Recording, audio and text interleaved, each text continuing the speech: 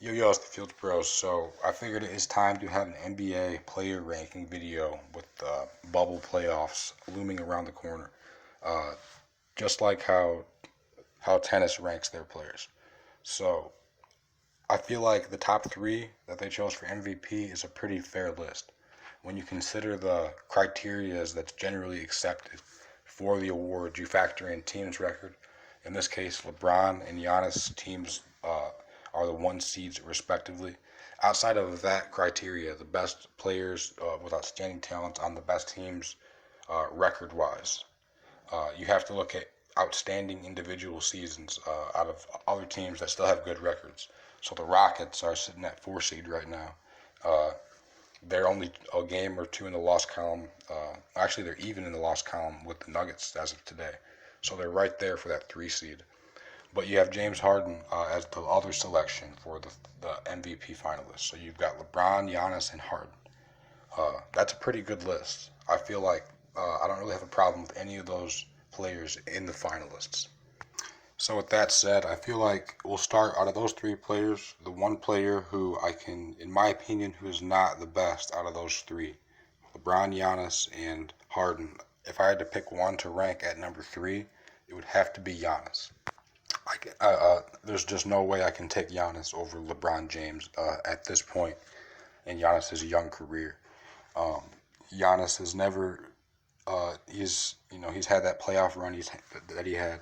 Um, but like his experience just pales in comparison to LeBron James. Like LeBron has been to so many finals. Even Harden's been to a finals with Westbrook and KD uh, back back when they were younger. Like compared to Harden and LeBron, Giannis hasn't had that many battles in playoff series. Like I can think of so many tough series that LeBron's been through. Like I can think of so many tough series that Harden has been through in the West, his OKC days, and with the Rockets battling the Warriors solo, basically for the most part. Like I can think of so many examples.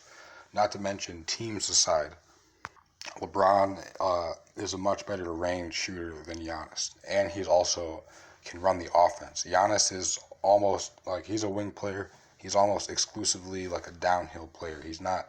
You have to have a lot. Like I feel like the Bucks have a pretty good roster around him. Like Giannis isn't much of a dribbler, but like all that aside, he's a great rebounder. He's a great efficient offensive player.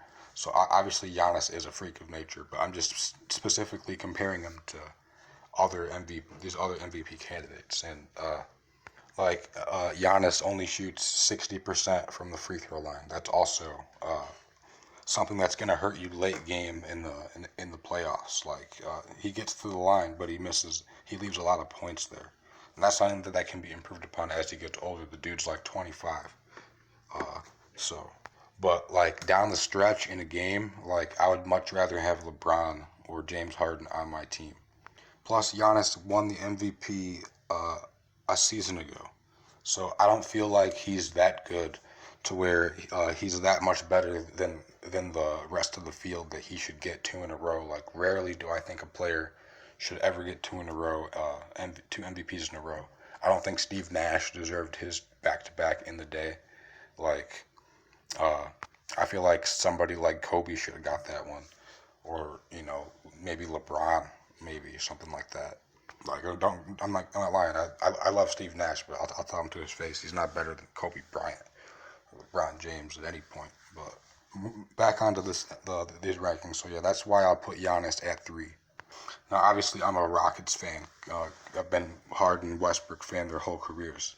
So obviously I have to be unbiased when I'm ranking LeBron and Harden at these top two, like at the top two spots in the league. I definitely think that they're the top two players in the league. That's not even a debate in my mind. And the reason why once again I'll reiterate why Giannis is at number three. Uh, LeBron, he has other gears he can dig it, he can turn on. He has switches he can turn on. Like we've seen LeBron play for so long. Like it's unrealistic like to rank other forwards, other players at his position basically over him, because like Giannis has to prove that. Like as much as I like James Harden, like as good as Harden is, he's in his prime, all that. Like, as much as I want to put Harden over him, we have to go prove that. So until it happens, until LeBron is outdueled, like if Harden can outgun him in a series, like I feel like Harden in a shootout against LeBron, mano a mano, I feel like Harden could get him. But once again, LeBron has other gears. So until we face him in a series and knock him off, I have to keep LeBron at number one by default, honestly. So, and there's no shame in that. Like I feel like LeBron's more than capable of being the number one ranked player, and that shouldn't piss off anybody. So with that said, I'll put Harden at 2, the number 2 ranked player, and we'll put LeBron at number 1 until proven otherwise. And I feel like that's a fair stance to take because I feel like Harden's more than capable, for example, but you know you have to go out there and you have to prove that. So, and number 2 is a pretty damn good ranking on Earth, I would say. So now these next 3 players are going to be we're going to be doing them in sets of 3. I feel like that's the most effective way for me to kind of rank these dudes. So the first 3 we'll reiterate: LeBron James at 1, James Harden at 2, and Giannis at 3. So this next 3 wave of players also an impressive cast of players. We have Kawhi Leonard, Russell Westbrook, Anthony Davis. Those, in my opinion, are the next 3 best players in the league. And to no one's surprise, all these players are members of a very powerful duos in the NBA. Go figure. So for this wave of players, similar to how LeBron is ranked at the top of this at his group, we have to put Kawhi at the top of this group just because he's the reigning Finals MVP. He's averaging 27 points a game. He's having a nice season. But that fact aside, like I think Russell Westbrook's career from an individual standpoint, from a talent standpoint, he's the better player from that perspective. He doesn't have a championship, but that's the goal for him and Harden this year.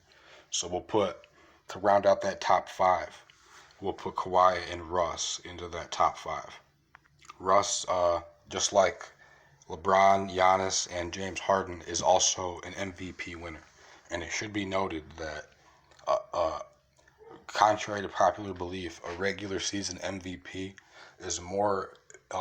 It tells you more about a player, and it's actually much harder to win a regular season MVP, and gives you a better reading of a player's true scale of his ability than a Finals MVP. For example, not saying that Kawhi is not a great player, but Finals MVPs like Andre Iguodala, for example. All right. My favorite player of all time outside of Westbrook, Chauncey Billups. By no means is he Kobe Bryant, but he was the best player in that particular series for that run. Kawhi's other Finals MVP in the Spurs, he was the fourth wheel on that team. If you want to argue he was better than either Parker or Ginobili, that's fine. You can argue one of them, but he was definitely not better than Duncan at that point in Duncan's career. He was the 3rd or 4th cog on that team. So it's not like he was the best player on that Spurs team back when they won against the Heat.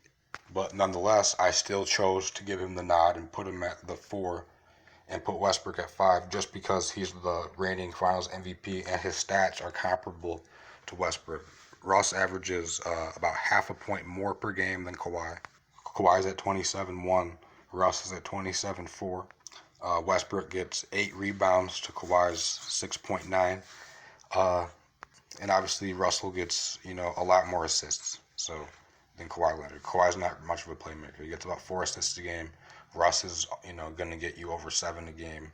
Normally, 7 to 8 a game, pretty much always. Kawhi is also, should be noted, the better 3-point shooter and free throw shooter to compensate for the lack of, for Russell having him beat on boards and assists, and playing downhill along those lines.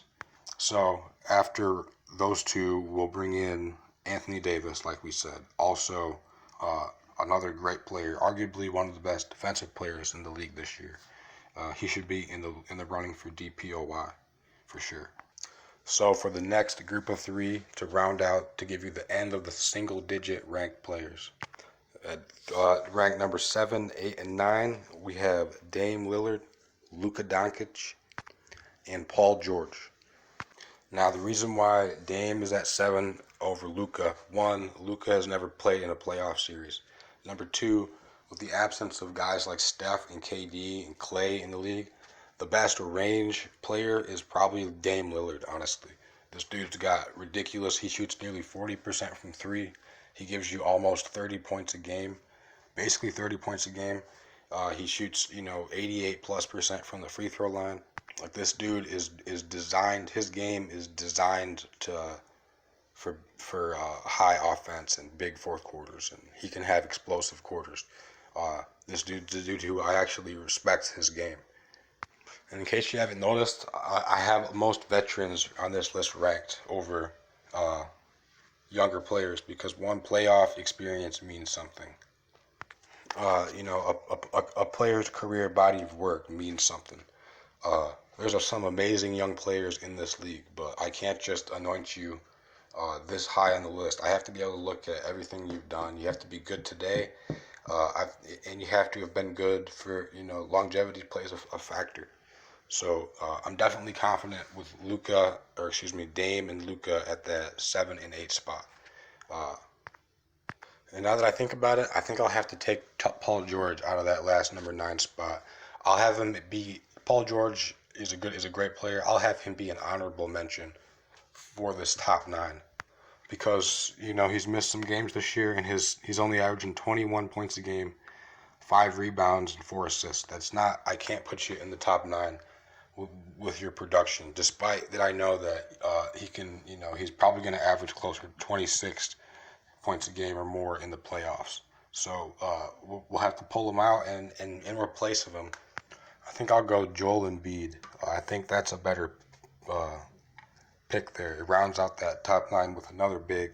I feel like Embiid has been better in his career so far than Porzingis, although I think Porzingis' ceiling, who knows who could be better. Porzingis causes some problems, but he's too injured for me to put him in the top 10. Embiid's at least around come playoff time.